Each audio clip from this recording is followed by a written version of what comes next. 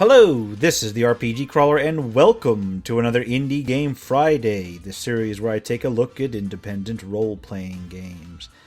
This week, we'll talk about Learn Japanese to Survive Hiragana Battle. Developed and published by Sleepy Duck Educational Games, it was released on Steam on February 16, 2016. This is an edutainment game, pure and simple. And as an edutainment game, any entertainment while being educated is to be considered a bonus, since you're supposedly learning something, and learning is fun. Or, something.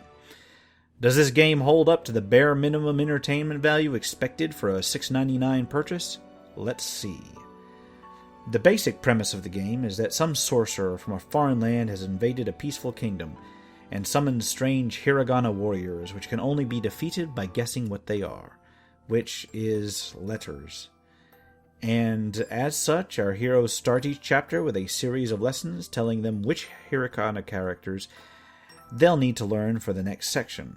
Occasionally, the player will be taught phrases as well. Aside from the premise of only being able to harm enemies by guessing the correct Hiragana, it is very much a pretty standard JRPG in the style of so many RPG Maker games. That's not necessarily a bad thing if you're into that sort of thing. You wander around, having random battles and occasionally level up and get new skills. In town, you can upgrade your gear, talk to NPCs, and review the lessons you've already taken. Each chapter starts with a lesson which shows you how to write and pronounce several Hiragana characters. Although there is no mechanism in the game to allow you to write them, I do recommend following the game's advice and practicing on your own if you truly want to learn how to read and write Hiragana. I have a basic knowledge of Hiragana in terms of reading, but I honestly couldn't write them with any skill.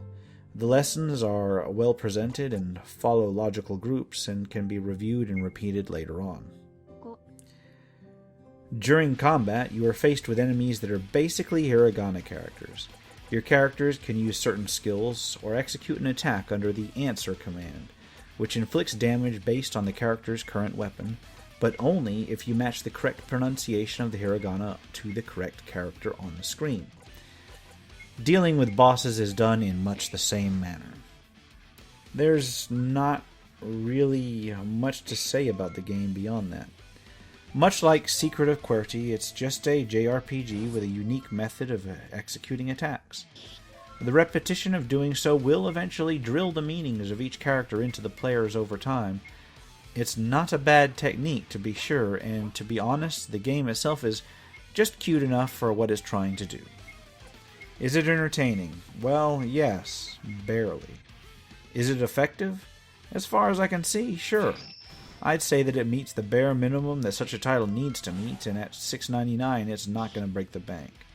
Now, there are free Hiragana teaching applications out there, but if you're looking to add a bit of fun into your learning rather than just simple drills over and over again, this game may be for you. But if you're looking to get it just on the basis of the game itself, separate from the learning experience, well, you might be better off seeking something else. With little more needing to be said about this particular title, I shall bid you farewell. This has been the RPG Crawler with Indie Game Friday. If you like what you've seen, remember to like, comment if you got 'em, and subscribe for more RPG content.